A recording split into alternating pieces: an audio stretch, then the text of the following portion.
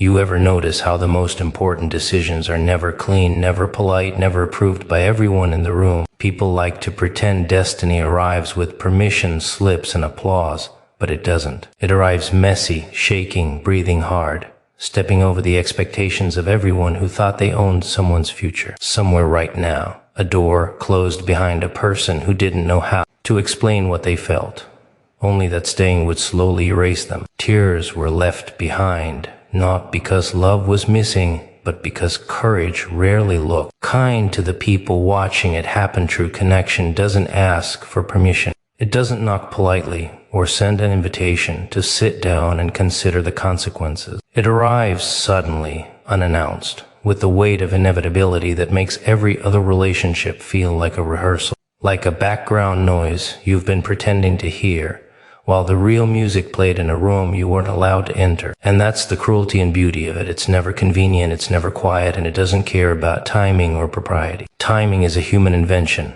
True connection doesn't wait. It doesn't negotiate.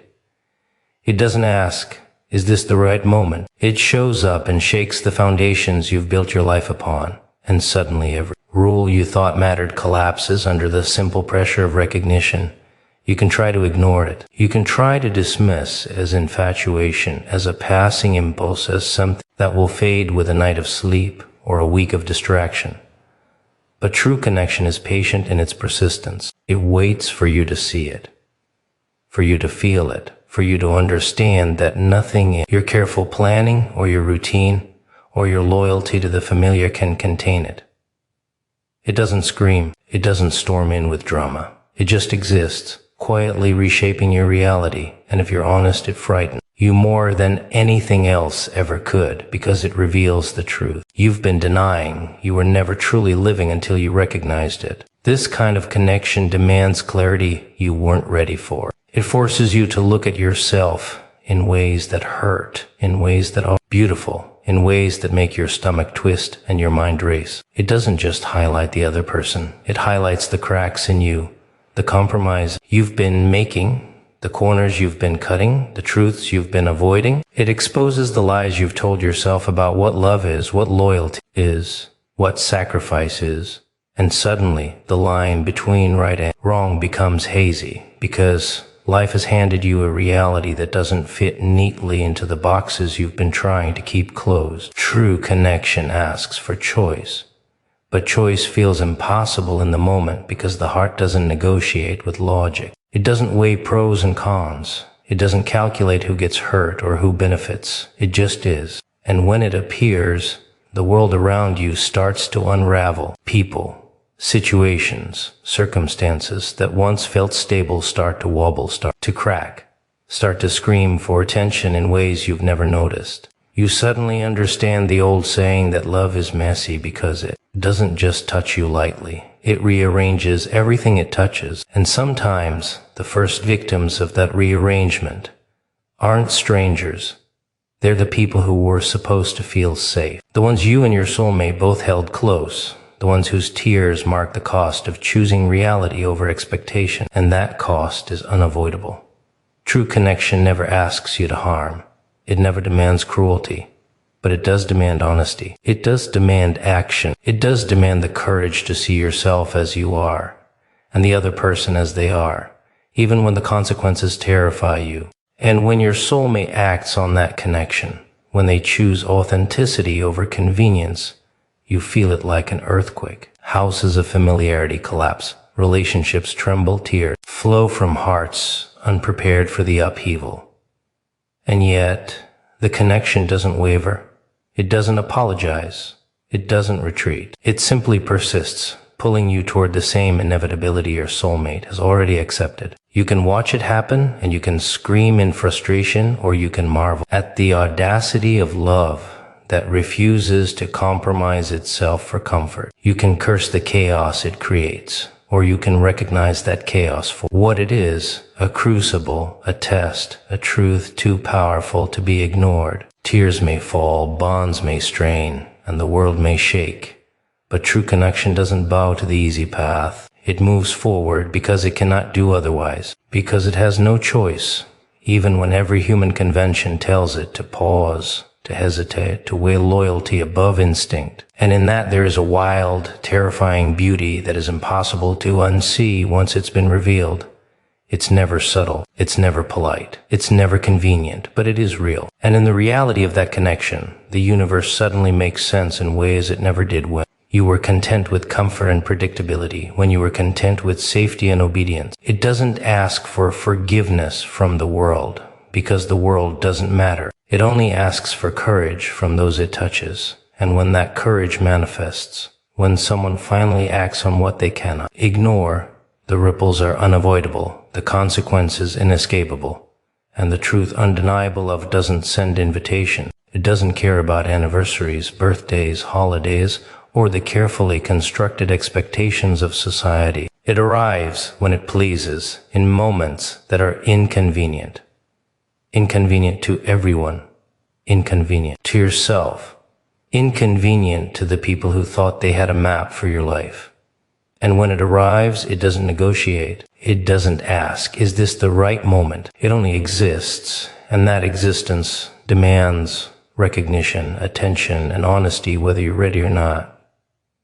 That's the cruel thing about love. It chooses its timing, and when it chooses, the world has no choice but to rearrange itself around it. You can pretend it's infatuation. You can tell yourself it's a fleeting feeling, a passing shadow, a trick of the mind. But the truth knows better, doesn't it? That quiet insistence, that gravity pulling at your chest, the awareness that won't leave you alone, that's not a coincidence. That's not temporary. That's something that refuses to be denied, something that persists despite logic, despite fear, despite the consequences waiting patiently in the wings. Love isn't patient in its absence. It's patient in its persistence. And when it persists, every familiar structure you've leaned on begins to crumble. This kind of love doesn't just touch the two people involved. It ripples outward, shaking everyone connected, even those who think they're safe from it. Families, friends, routines, expectations, all of it starts to wobble under the weight of truth. The people who loved you, the people who relied on your predictable choice, suddenly feel the tremors of a decision they never had a say in. And tears aren't always a sign of betrayal. They're the proof that the impact is real. That love, in its unrelenting honesty, can't be contained by convenience or tradition. It demands courage, action, and the willingness to embrace chaos as part of its package. People say love is selfless, but true love isn't simple sacrifice. It's messy, it's painful, it's inconvenient. It forces you to confront yourself in ways you've avoided. It makes you see the compromises you've been making quietly in the dark, the corner. You've been cutting in your own life to maintain the illusion of stability. It exposes the truth of who you are, what you want, what you've been avoiding saying out loud even to yourself. And that exposure is terrifying because it doesn't come with apologies or guarantees. It comes with clarity, raw and unflinching. And that clarity often hurts, as much as it enlightens. You watch the person you care about step forward, following the pull of their heart, and you feel the earthquake of it all. Families may be in tears, friends may gasp, society may shake its head, and yet, the person moving through that chaos does not falter. They are unflinching because they cannot deny the truth of what they feel. That is the power and terror of love that refuses to be polite or convenient. It doesn't ask anyone for approval. It doesn't negotiate. It doesn't seek validation. It simply acts according to what is undeniable. And that's why it's so uncomfortable to witness. Because the ripples reach everyone around them. The ones who thought their place in the story was permanent are reminded that nothing is permanent but choice. That loyalty, while noble, can never replace authenticity. That love, when real, is willing to challenge every assumption, to tear down every structure, and to demand honesty. Even if that honesty arrives drenched in tears. The world doesn't collapse because of love. It collapses because people insist on pretending that it doesn't exist until it breaks through anyway. Tears flow and chaos erupts, but the truth remains. Love isn't waiting for permission from anyone to exist. It doesn't consult boards, families, or the calendar. It moves with intention, with persistence, with a kind of brutal patience that refuses to be ignored. And in that moment, every choice is exposed. Every hesitation is illuminated. Every comfort zone is shattered. The path forward is visible not because it's easy, but because it's unavoidable. The courage to follow it isn't optional. It's demanded by the sheer presence of the feeling itself. And what's most terrifying is that you cannot unsee it once it manifests. The moment someone acts on the undeniable force of connection, you're forced to reckon with the chaos they leave behind. You cannot ignore it. You cannot pretend it didn't happen. It forces reflection, confrontation, and recognition. And even those who cry in the aftermath know, deep down, that the tears are not only for loss. They are for the power of a love that refuses to compromise itself, for convenience that refuses to yield to expectation, that refuses to settle for anything less than what it is meant to be. Courage is a strange thing. Most people think it's loud, visible, celebrated, something that arrives in the form of applause or recognition. But real courage is quiet, and it's devastating, and it often arrives without warning. It doesn't check with anyone before it moves. It doesn't seek permission. It doesn't ask if the timing is convenient or if the cost will be comfortable. Courage is messy, and it refuses compromise. And when someone exercises it, especially in matters of the heart, it doesn't just change their life, it shatters the illusions of everyone around them. That's the problem with courage. It's contagious, and it exposes everyone who refuses to acknowledge it. You can see it in small gestures at first. A tone of voice that doesn't apologize for honesty. A step that doesn't hesitate even when the consequences are obvious. A decision made despite the fear of what others might think or feel. Courage doesn't require drama. In fact, the most terrifying acts of courage often go unnoticed until you realize their impact. And when someone you care about displays that courage, it's impossible to look away, impossible to pretend you don't feel the ripple it creates. It forces you to examine your own compromises, your own hesitation, your own willingness to remain small when the stakes are real. And stakes are always real when love is involved. Love isn't comfortable. Love isn't predictable. Love doesn't wait for the world to give its approval. True love demands honesty, demands movement, demands action. And when courage meets love, the result is disruptive. Families are shaken, friendships tremble, routines shatter, and tears flow like they were always meant to. Those tears aren't just from grief, they're from witnessing the audacity of someone choosing themselves and their truth over everything else. Choosing authenticity over convenience, choosing passion over complacency, choosing love over approval. People often confuse courage with recklessness, especially when it upends the expectations of others. They call it selfish, dramatic, irresponsible, as if following your heart is a crime punishable by social disapproval. But that's the misunderstanding. Courage doesn't operate within the bounds of comfort or tradition.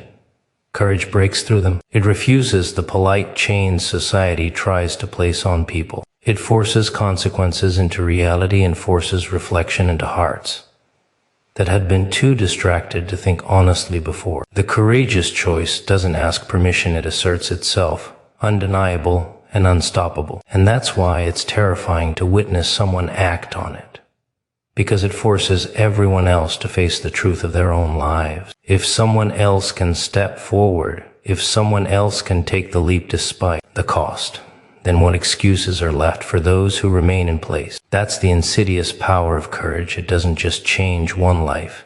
It exposes every life that refuses to evolve alongside it. It forces questions that cannot be ignored. Questions about loyalty, about authenticity, about the sacrifices you're willing to make to honor the truth of your own desires. The tears, the shock, the chaos, they are not the consequence of courage. They are the evidence of resistance. They mark the moment when someone else's bravery reveals the weakness of those clinging to comfort, fear, to avoidance. Courage is impartial. It doesn't care who feels threatened by it. It moves forward regardless. And in doing so, it compels recognition.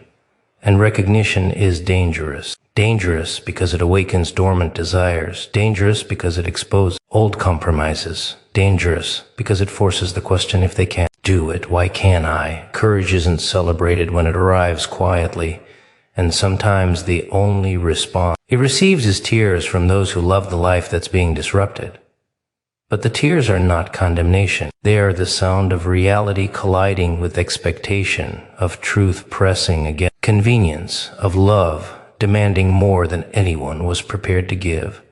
Courage doesn't soften the blow. It doesn't sugarcoat the consequences. It just insists that the right choice be made, regardless of who cries, who objects, who shakes, who falls. That insistence is frightening because it cannot be bargained with or ignored. And when someone you care about exercises that courage, it changes the landscape of your world. It forces you to reconsider everything you thought you knew about loyalty, about comfort, about fairness, about love itself. It makes the safe spaces uncomfortable, the familiar unbearable, and the excuses you've clung to for years meaningless. Courage doesn't just move people forward. It redefines the entire arena in which life unfolds.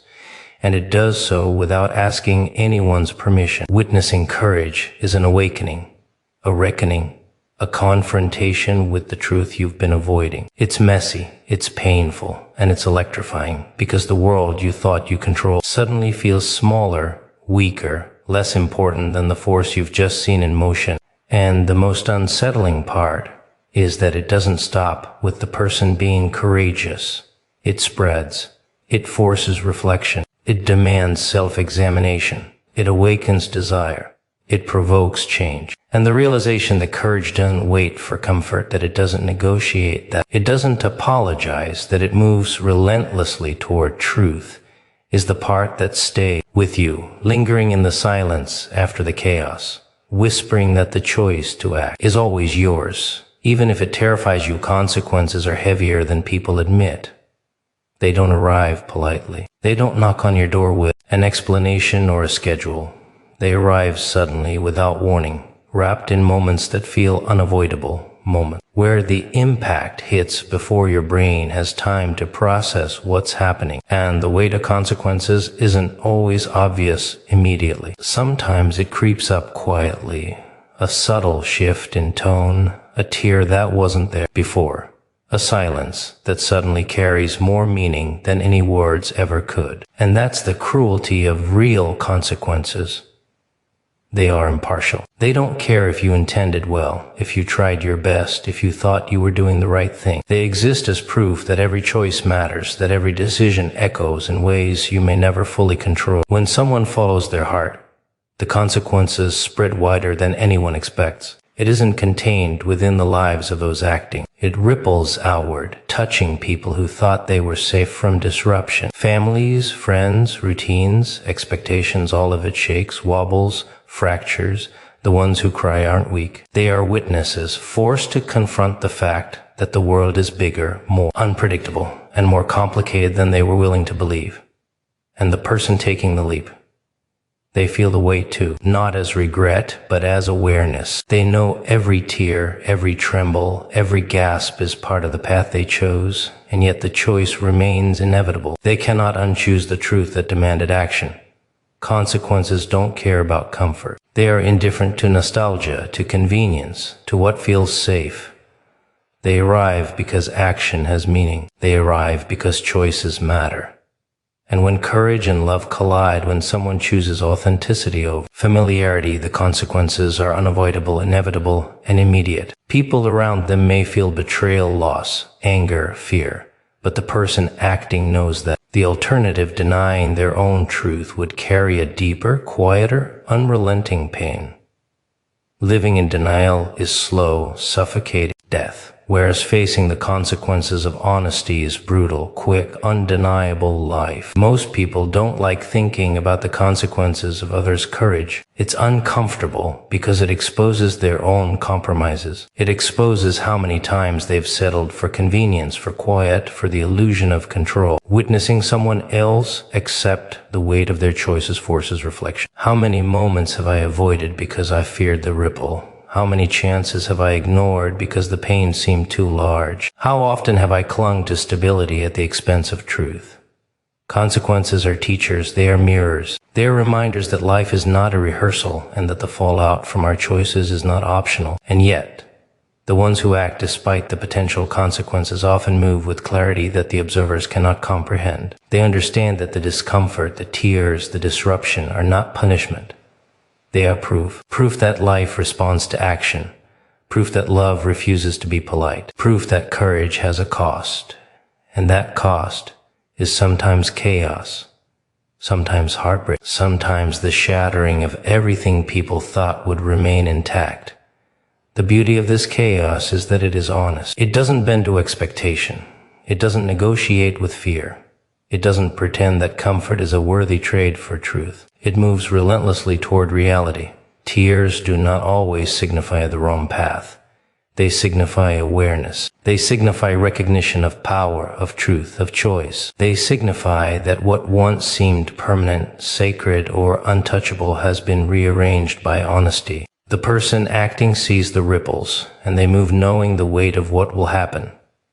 And the people crying, they move as well, whether they like it or not, because witnessing truth forces reckoning. It forces adaptation. It forces reflection. And reflection is heavier than fear, heavier than anger, heavier than anything comfort could contain. It sits in the chest, quiet, unrelenting, waiting for acknowledgement. Consequences cannot be outrun. They are impartial, persistent, patient, and absolute. They follow every choice, every action, every word spoken or withheld. And when someone exercises courage, when someone follows love despite what it will cost, the consequences arrive in full force. They may arrive as heartbreak, as tears, as disruption, as disbelief. But they are honest. And honesty, though it terrifies, though it breaks and shakes, though it cannot be controlled, is the only force capable of creating real change. And the awareness of that change lingers in the silence afterward, lingering in the eyes of those who cried, lingering in the chest of those who acted, lingering in the world that must now adjust to the truth that no one involved can ignore. Authenticity doesn't apologize. It doesn't whisper politely or wait for approval. It shows up raw, unfiltered, untamed, and it doesn't care who it hurts along the way, because its first loyalty is to the truth of itself. People mistake authenticity for cruelty, for recklessness, for selfishness, but that's misunderstanding the power it carries. Authenticity doesn't exist to be convenient.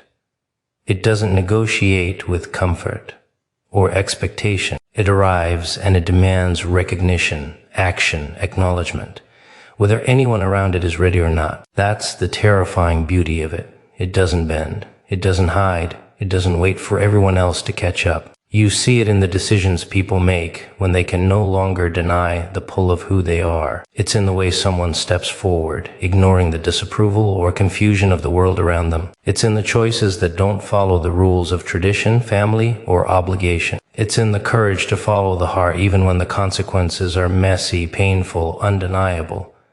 Authenticity doesn't sugarcoat. It doesn't tiptoe. It demands clarity in a way that shakes every comfort zone it touches. And when someone finally acts on it, the ripples reach far beyond them, unsettling lies, exposing truths, breaking illusions that everyone else thought were safe.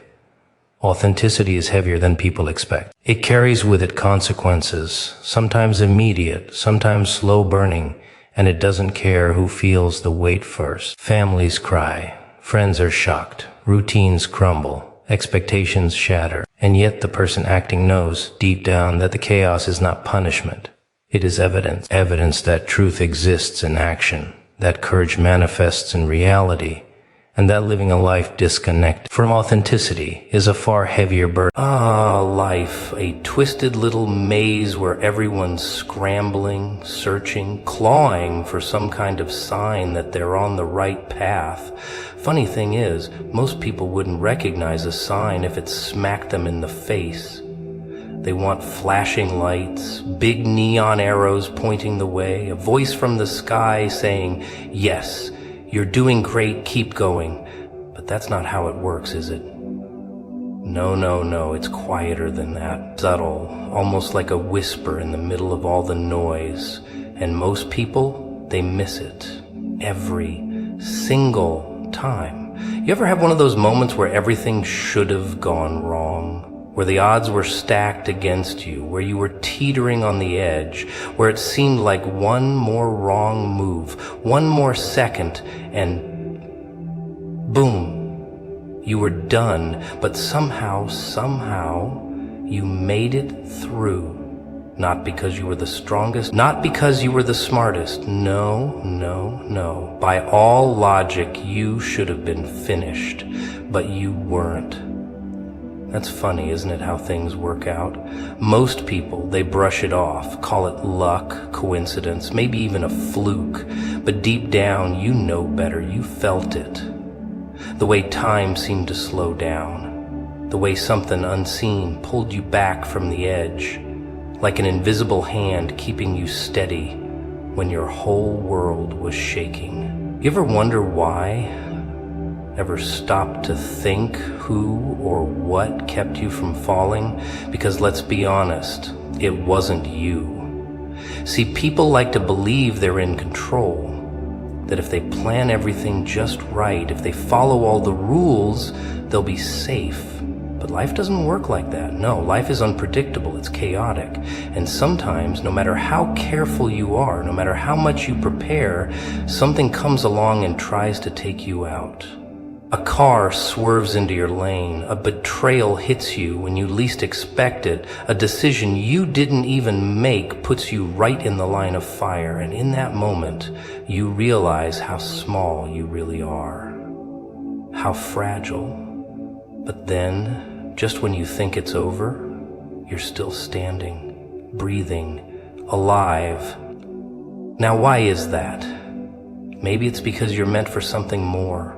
Maybe you've been marked, set apart, protected in ways you don't even understand. Maybe all those moments that should have destroyed you were actually signs, reminders that you're not walking through this life alone, that something bigger, something stronger is keeping you from slipping through the cracks. But oh, people don't like that idea, do they? No, they want to believe in their own strength, their own power. They want to think they earn their survival. But deep down, they know the truth. They've seen it, felt it. That eerie, unexplainable sensation that something was shielding them when they didn't even know they needed protection. You think back to all the times you almost lost it, all the times you should have lost it. And yet, here you are, not because you were careful, not because you played it safe, but because something, someone kept you safe, even when you weren't paying attention, even when you weren't grateful, even when you didn't deserve it. Now that's something to think about. And the best part? Most people won't even see it. They'll keep walking, keep ignoring, keep chalking it up to chance. And that's fine, let them. But you're starting to wake up, aren't you? Starting to connect the dots. Starting to realize that those moments, those close calls, weren't just luck, weren't just random, weren't just nothing. They were something important, something telling you that maybe, just maybe, you're not as alone as you think. Funny thing about doors. Sometimes, the ones you want the most are the ones that slam right in your face. You plan, you hope, you knock and knock and knock, and nothing, not even a crack, not even a whisper of an opening. And oh, it stings, doesn't it? The rejection, the disappointment, the feeling that maybe, just maybe, you weren't good enough, that you weren't chosen, that life, the universe, God, whatever you want to call it, looked you up and down and decided, nope, not this one. But here's where it gets interesting. Some time passes, you get a little distance, and suddenly you see it. That door wasn't for you. And if it had opened, if you had forced your way through, it would have destroyed you. It wasn't a blessing, it was a trap. A beautifully disguised disaster wrapped up in everything you thought you wanted. But lucky you didn't get in. You didn't get the job, you didn't get the relationship, you didn't get the approval, the opportunity, the golden ticket. And that's exactly why you're still standing. People don't like that idea. They like to think they're the masters of their fate, that if they work hard enough, fight long enough, they'll get exactly what they want. But life's got a sense of humor. It sees what's coming when you don't. It knows what's on the other side of that door, and sometimes it decides to lock it, bolt it, nail it shut so tight that not even your desperation can pry it open. And of course, you don't see it that way. No, no, no. You curse the heavens. You wallow. You bang your fists against that unmovable wall, because in your head, you know better. Right? You're sure of what you need, but then comes the moment when the truth hits you like a slap in the face.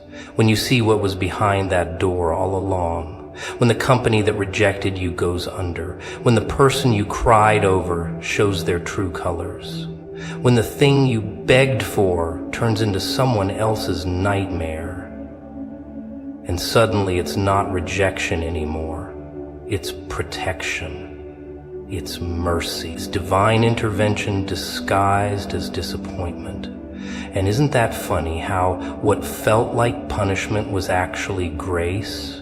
How what you thought was unfair was the best thing that could have happened to you? People don't like to admit that maybe they don't know what's best for them. That maybe, just maybe, something bigger is in control. That maybe every slammed door, every unanswered prayer, every lost opportunity wasn't a mistake.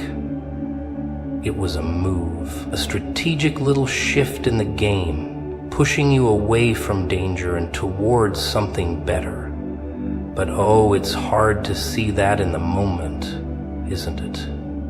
Hard to believe that the pain is for you, not against you. And here's where it gets really funny. Because later, after the dust has settled, after you've moved on, after you've found something better, you'll look back at that locked door and you'll laugh. A real, honest belly laugh. Because you'll realize that if you'd gotten what you wanted, if you'd walked through that door, you wouldn't have what you have now. You wouldn't be who you are now. And all that crying, all that begging, all that anger, it was wasted energy, because the door was never yours to begin with. It was a test, a setup, a game. And you won, even when you thought you lost. You ever notice how the moment things start going wrong, people panic, they claw at the air, looking for something, anything to hold on to, desperate to stop the free fall. They start making deals with the sky, asking for signs, begging for answers. They want control, they want a script, a guarantee, a nice little instruction manual on why things are happening the way they are. And when they don't get it, when the silence stretches just a little too long, they start to crack. That's the thing about silence. It makes people uncomfortable. They mistake it for absence. They think if I can't hear anything, if I can't see any movement, then nothing's happening. That's when they start making mistakes. They force things, they kick down doors that were never meant to be opened, they chase people who were already walking away. They grab onto whatever looks stable, not realizing it's just another sinking ship, because in their heads, waiting means wasting time. Silence means being forgotten. But what if it doesn't? What if the quiet isn't empty but full? What if it's not neglect, but preparation? What if, while you're sitting there, tapping your foot, looking at the clock, rolling your eyes at the heavens, something is happening, something big, something so carefully orchestrated, so meticulously designed that you wouldn't even believe it if you saw it? See, when the world is moving, when everything's loud and busy and full of noise, it's easy to think that's when progress happens. That's when you feel like you're going somewhere, when you see movement. But real power, real transformation, it happens in the dark, in the stillness, beneath the surface where no one's looking. Because building something that lasts, something solid, something unshakable, that takes time. And time means patience. And patience, well, patience is a killer. It gnaws at you, makes you doubt, makes you second guess yourself. That's the trick, though. If you give in to the doubt, if you rush ahead because you think nothing's happening, you ruin it. You pull something out of the oven before it's ready. You interrupt the process. You take something meant for later and settle for something lesser right now. And then you spend the rest of your life wondering why things feel off. Why that job, that relationship, that dream doesn't fit quite right. Why, after all that running, you still feel stuck. But if you sit still, if you wait, if you trust that just because you can't see it doesn't mean it's not happening, then you get something different. You get a victory that doesn't come with a price tag. You get a blessing that doesn't feel like a burden. You get exactly what was meant for you, not some watered down version of what you thought you wanted. And that's a rare thing, a precious thing, because most people don't wait long enough to get it.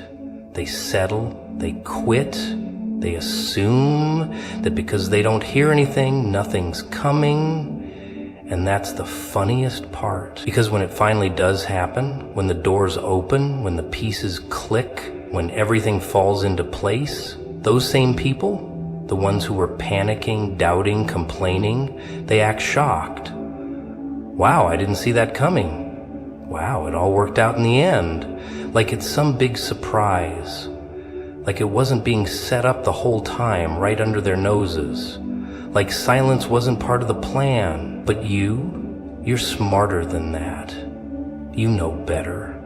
You know silence doesn't mean nothing's happening. It just means it's not your turn to see it yet. People like to think they know how things should go. They've got it all mapped out in their heads, the perfect timing, the perfect plan, the perfect ending. And when things don't happen the way they expect, that's when the real fun begins. That's when they start questioning everything. That's when they start pacing the floor, staring at the ceiling, talking to themselves in the mirror.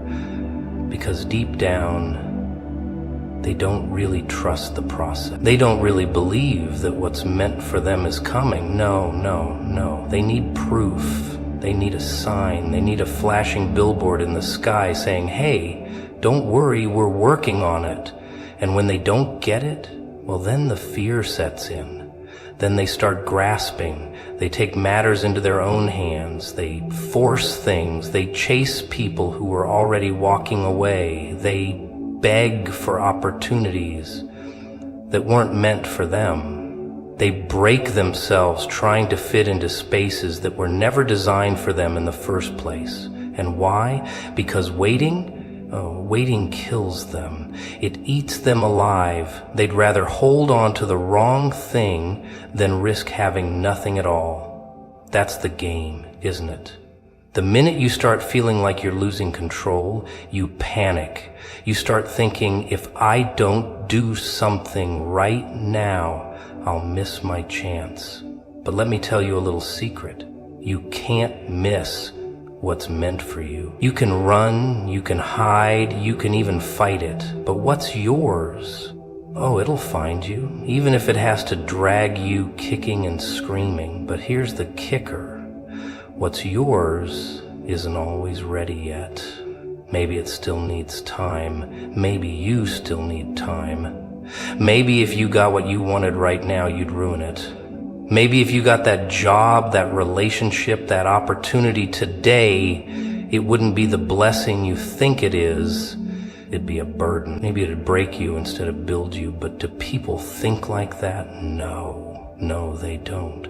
They think, I want it now. I deserve it now. Why isn't it happening now?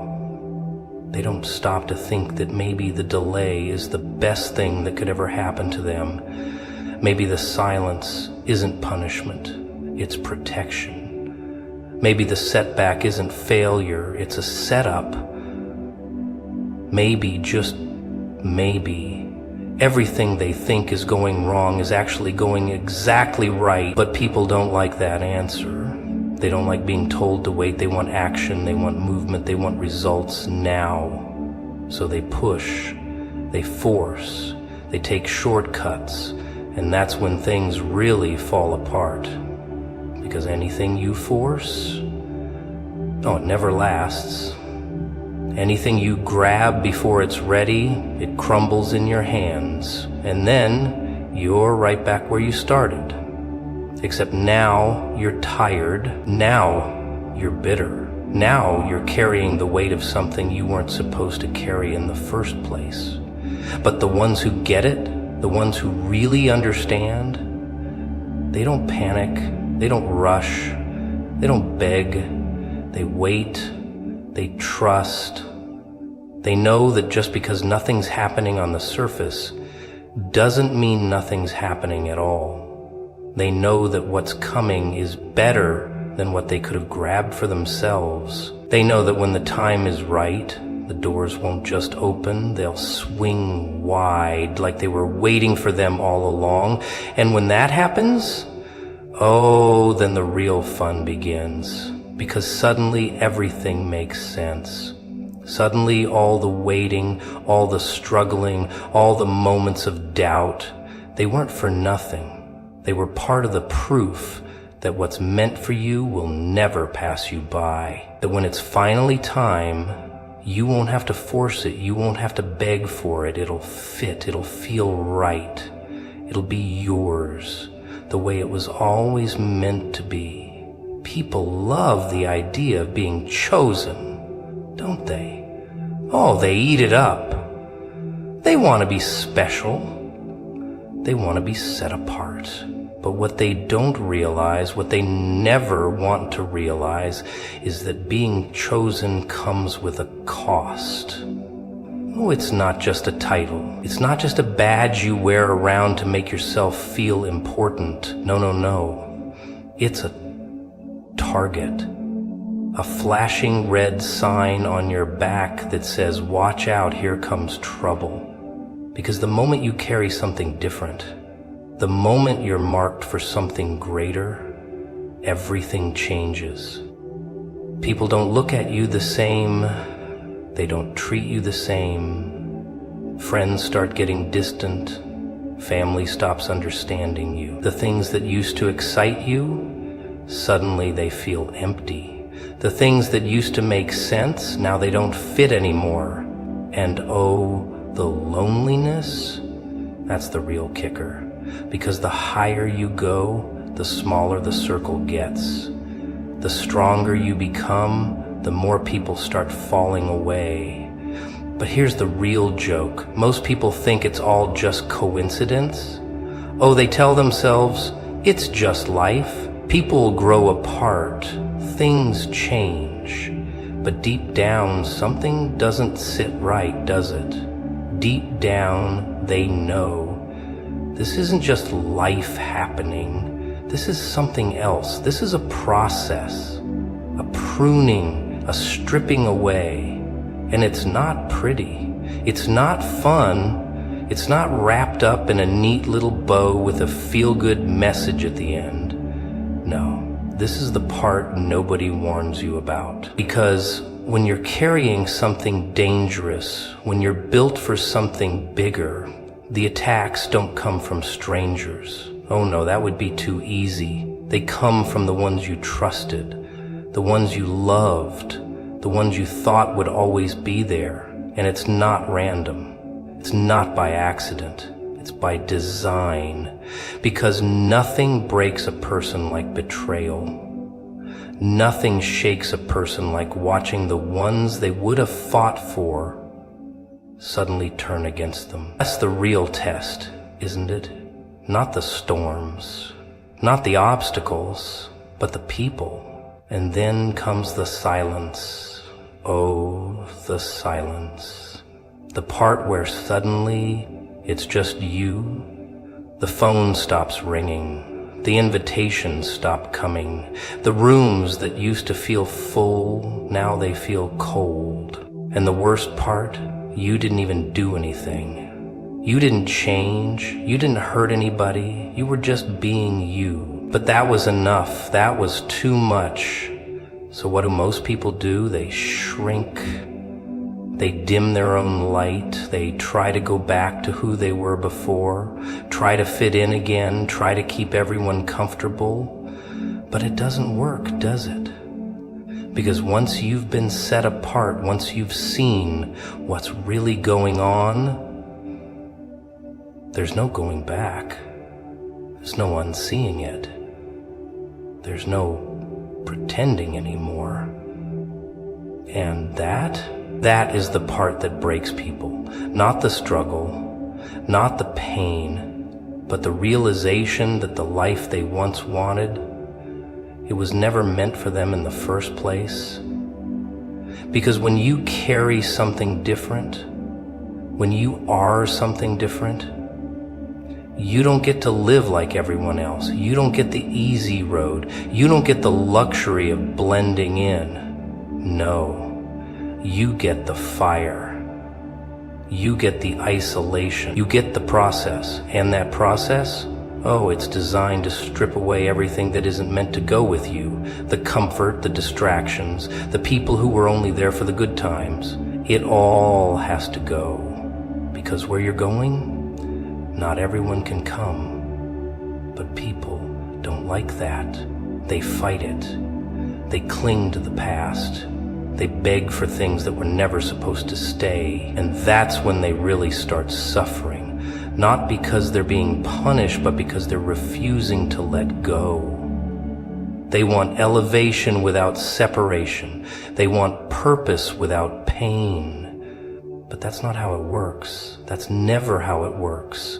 So they struggle, they wrestle, they ask why over and over again, thinking if they just had the right answer, if they just understood, then maybe the pain would make sense. But understanding doesn't make it hurt any less. Knowing the reason doesn't make the process easier.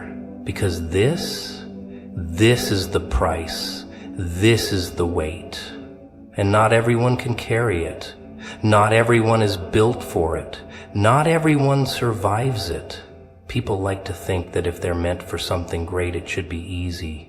It should come wrapped up in gold, delivered on a silver platter with a little note that says, "Congratulations, here's your destiny." But that's not how it works, is it? No, no, no! The ones who are really marked, the ones carrying something dangerous, they don't get the easy route.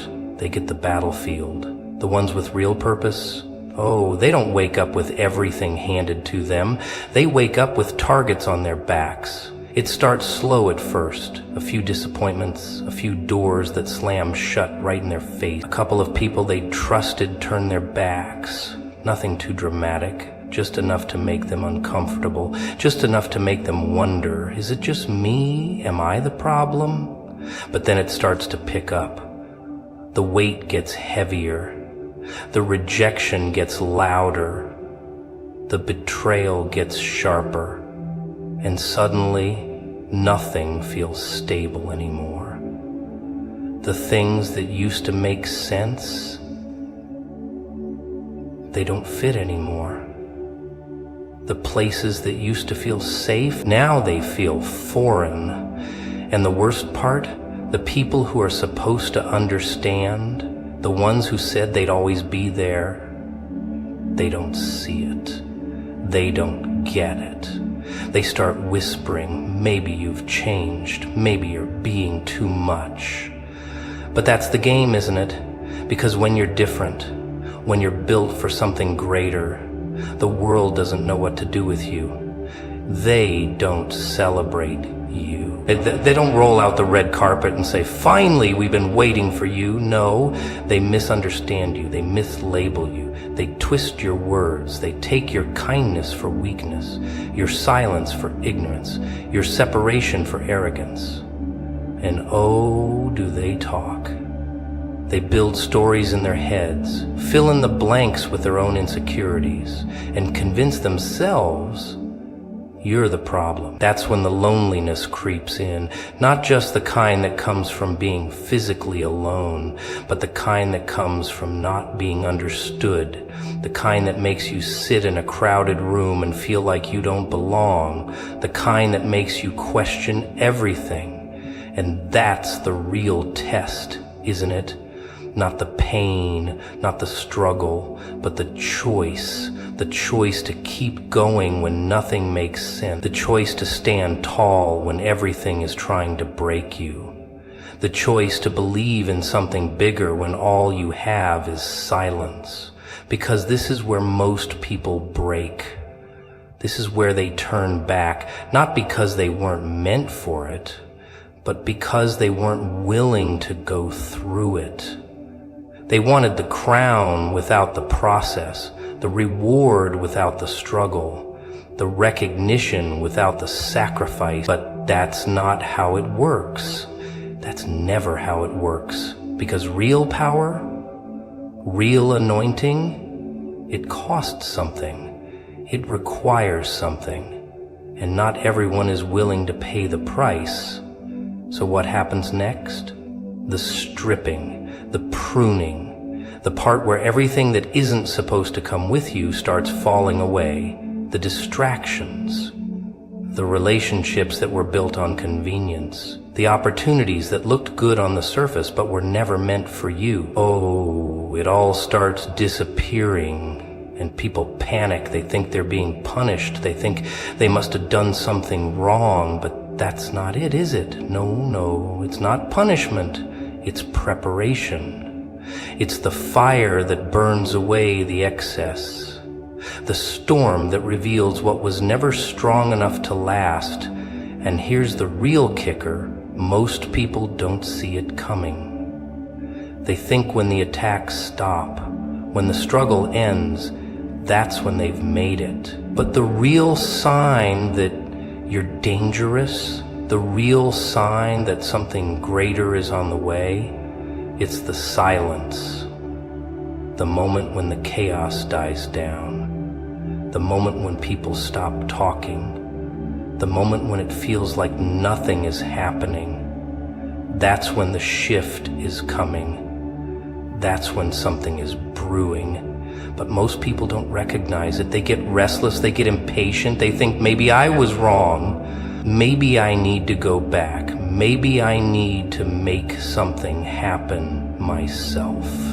And that's when they mess it up. That's when they step outside of timing. That's when they take things into their own hands instead of letting the process work. Because the truth is, the greatest moves happen in the dark. The biggest shifts happen when nobody's watching. The real transformation, it doesn't come with fireworks and applause. It comes in the quiet. It comes in the waiting. It comes when you least expect it. Because when you're carrying something dangerous, when you're really being prepared for something bigger, you don't get warnings, you don't get explanations, you get silence, you get isolation, you get the process. And the process, it's not for the weak. It's not for the ones looking for shortcuts. It's for the ones who are willing to endure, the ones who refuse to break, the ones who understand that just because it doesn't look like anything is happening doesn't mean the shift isn't already underway.